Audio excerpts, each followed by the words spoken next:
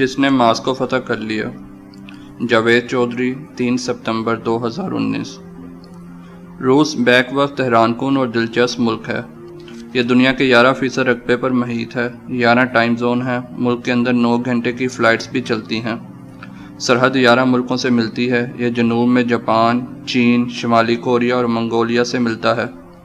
درمیان میں central Asia کے ملک Kazakhstan, Tajikistan, Uzbekistan, Turkmenistan, Azerbaijan, Georgia اور ارمینیا۔ یورپ کی سائٹ سے Ukraine, Romania, Bulgaria, Belarus, Lithuania, Latvia اور اسٹونیا۔ خطہ شمالی کی جانب سے فن لینڈ اور ناروے۔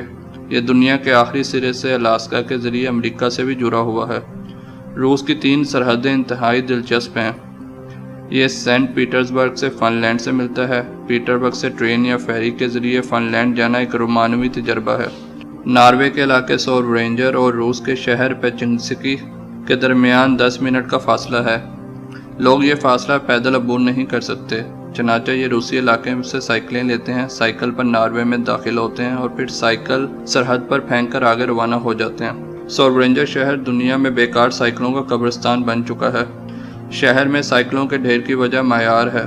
روسی سائیکلیں یورپین معیار کے مطابق نہیں ہوتی، چنانچہ نارویجن اتھارٹی روسی سائیکل آگے لے جانے کی اجازت نہیں دیتی، لہٰذا یہ انہیں سرحد پر پھینک جاتے ہیں۔ امریکی ریاست الاسکا اور روس کے درمیان بھی پانی کا چھوٹا سا چینل ہے۔ چینل کی دونوں سائڈ سے فیری بھی چلتی ہے اور چھوٹے جہاز بھی۔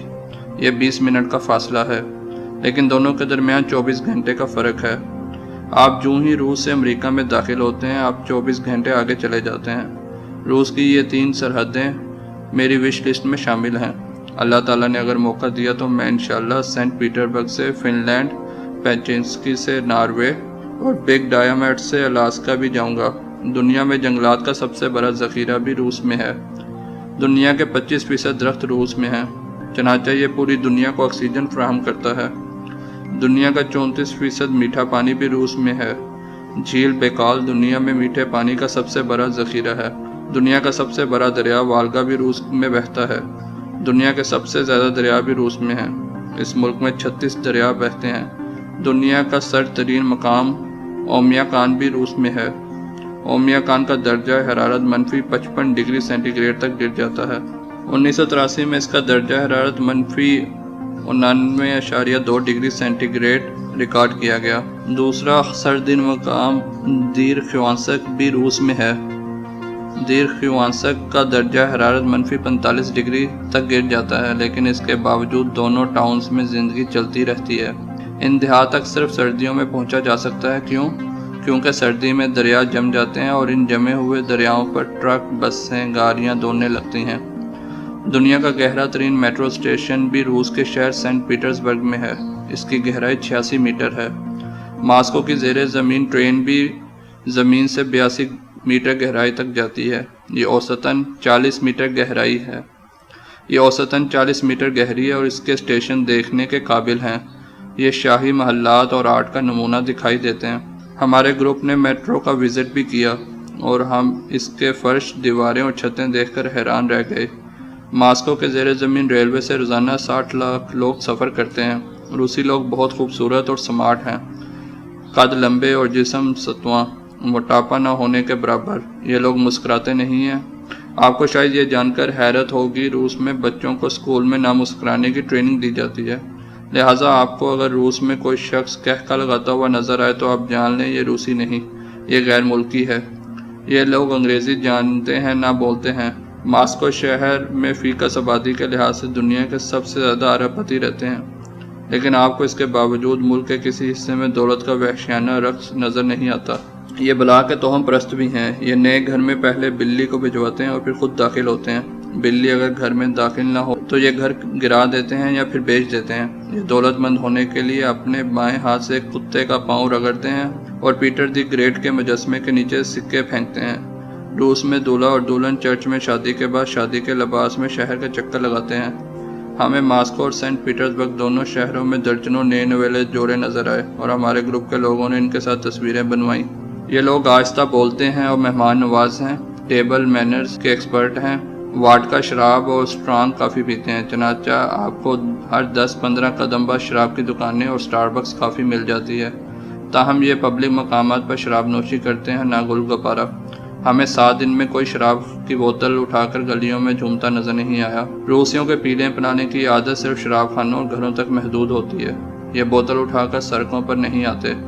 خاندانی اور شریف لوگ ہیں، لہٰذا آپ کو مرد اور عورتوں کے آپس میں لپٹنے اور بوس و کنار کے مناظر نہیں ملتے۔ عورتیں اس قدر سلیم اور سمارٹ ہیں کہ یہ 6 انچ کی ہیل پہن کر آدھا شہر پھراتی ہیں۔ عورتیں زیادہ اور مرد کم ہیں، چنانچہ آپ کو ہر طرف عورتیں ہی عورتیں دکھائی دیتی ہیں۔ ماسکو شہر میں صرف 80 دن جبکہ سینٹ پیٹرز برگ میں 56 دن سورج نکلتا ہے۔ پورے ملک میں سال کے باقی دن دھند، بادل اور بارش رہتی ہے۔ یہ لوگ اولاد کو ترسے ہوئے ہیں۔ حکومت 2 بچے پیدا کرنے والے خاندان کو $10,000 انعام دیتی ہے۔ 3 بچوں کے خاندان کو بگ فیملی سمجھا جاتا ہے اور حکومت بگ فیملی کو VIP خاندان ڈکلیئر کر دیتی ہے۔ بگ فیملی کو ٹرانسپورٹ کی فری سروس، پارکنگ فیس کی معافی، تھیٹر کے مفت پاس اور سال میں 10-15 دنوں کے لیے چھٹیوں کی مفت سہولت دی جاتی ہے۔ والدین کسی بھی روسی ریاست میں کسی بھی تفریح مقام پر مفت چھٹیاں گزار سکتے ہیں اور روس میں سائبیرین ٹرین کے نام سے ایک حیران کن ٹرین بھی چلتی ہے۔ یہ دنیا کا لمبا ترین ریلوے سفر ہے۔ یہ ٹرین 8 ٹائم زون کو کراس کر 87 شہروں اور والگا دریا سمیت 16 دریاؤں کے اوپر سے گزرتی ہے۔ یہ بھی ایک حیران کن سفر ہے۔ آپ ٹرین میں بیٹھ کر سائبیریا کے برفستانوں سے گزرتے ہیں اور فطرت کو اپنی آنکھوں سے دیکھتے ہیں۔ یہ ٹرین بھی میری وش لسٹ میں شامل ہے۔ اللہ نے چاہا تو میں انشاءاللہ اس میں بھی سفر کروں گا اور ریلوے لائن پر برف کو اڑتا دیکھوں گا۔ ماسکو میں کریملن اور ریڈ اسکوائر یہ دونوں ہماری منزل تھے۔ روس میں سرخ رنگ خوبصورتی کی علامت ہے۔ یہ لوگ جس چیز سے محبت کرتے ہیں یہ اس کو سرخ رنگ کر دیتے ہیں۔ ریڈ اسکوائر کو خوبصورتی کی وجہ سے ریڈ اسکوائر کہا جاتا ہے، تاہم یہ بھی درست ہے کہ اسکوائر کی زیادہ تر عمارتیں سرخ ہیں۔ لینن کا مقبرہ بھی ریڈ اسکوائر میں ہے۔ لینن کا انتقال 21 جنوری 1924 کو ہوا تھا۔ حکومت نے انتقال کے بعد اس کی لاش حنوط کر کے شیشے کے تابوت میں رکھ دی۔ روزانہ سینکڑوں لوگ آتے ہیں اور قطار میں لگ کر بابا انقلاب کی زیارت کرتے ہیں۔ ہم بھی لینن کی لاش دیکھنا چاہتے تھے لیکن اس دن ریڈ اسکوائر میں ملٹری فنکشن چل رہا تھا۔ لینن کا مقبرہ بند تھا، لہٰذا ہم محروم رہ گئے۔ فضا میں جانے والا پہلا خلا نوردوی گاگرینین بھی لینن کے قریب کریملن کے قبرستان میں دفن ہے۔ ہمیں ماسکو میں اسپیس میوزیم جانے کا اتفاق بھی ہوا۔ میوزیم میں ان دنوں کتوں فیمیل کی حنوط شدہ لاشیں موجود ہیں۔ یوری گاگرین سے پہلے خلا میں بھجوائے گئے تھے۔ ان کے نام بیلکا اور اسٹریلکا تھے اور یہ دونوں کامیابی سے واپس آ گئے تھے۔ اسٹریلکا نے بعد ازاں ایک بچے کو جنم دیا جس کا نام پوشنکا رکھا گیا۔ روس نے امریکہ کو جلانے کے لیے پوشنکا امریکی صدر جان ایف کینیڈی کی بیگم جیکویلین کینیڈی کو گفٹ کر دی۔ یہ جب بھونکتی تھی تو امریکیوں کو محسوس ہوتا تھا پورا روس ان کا مذاق اڑا رہا ہے، لہٰذا امریکہ نے 1969 میں نیل آرمسٹرانگ کو چاند پر بھجوانے کا فیصلہ کر لیا۔ روس کے ایئر اسپیس پروگرام نے دنیا کو بے شمار سہولتیں فراہم کیں۔ پیمپر اور نیپیز خلا نوردوں کے لیے ایجاد ہوئی تھیں، یہ آج دنیا بھر کے بچے استعمال کرتے ہیں۔ نوڈلز اور فوری تیار ہونے والی خوراک بھی خلا نوردوں کے لیے بنی تھی۔ ماڈرن ٹریک سوٹس، GPS، دانتوں کے بریسز کی تاریں، جہازوں میں استعمال ہونے والے کموڈز، ٹیوبوں اور ٹرے میں اگائی جانے والی سبزیاں بھی خلا نوردوں کے لیے ایجاد ہوئی تھیں، لیکن یہ آج ہم جیسے لوگ استعمال کر رہے ہیں۔ ہمیں اسپیس میوزیم میں جا کر پتہ چلا ایک خلا نورد 10 سال میں تیار ہوتا ہے۔ یہ لوگ حقیقتاً جانثار ہوتے ہیں، یہ جانتے ہیں یہ شاید ہی واپس آ سکیں، لیکن یہ اس کے باوجود انسان کا فخر بن خلا کے سمندر میں اتر جاتے ہیں۔ اسپیس میوزیم میں ان دنوں ریاضی دانوں کی تصویریں بھی لگی ہیں جن کی کیلکولیشن پر سفر کر کے انسان نے خلا میں قدم رکھا تھا اور پیچھے رہ گیا کریملن تو یہ صدیوں سے روس کے بادشاہوں اور انقلابی لیڈروں کی سرکاری رہائش گاہ اور دفتر چلا آ رہا ہے۔ روس کے موجودہ صدر ولادیمیر پوٹن بھی کریملن میں بیٹھتے ہیں۔ سیاح ان کے دفتر کی دیوار تک جا سکتے ہیں اور ہمارا گروپ اس وقت اس دیوار کے سامنے کھڑا تھا۔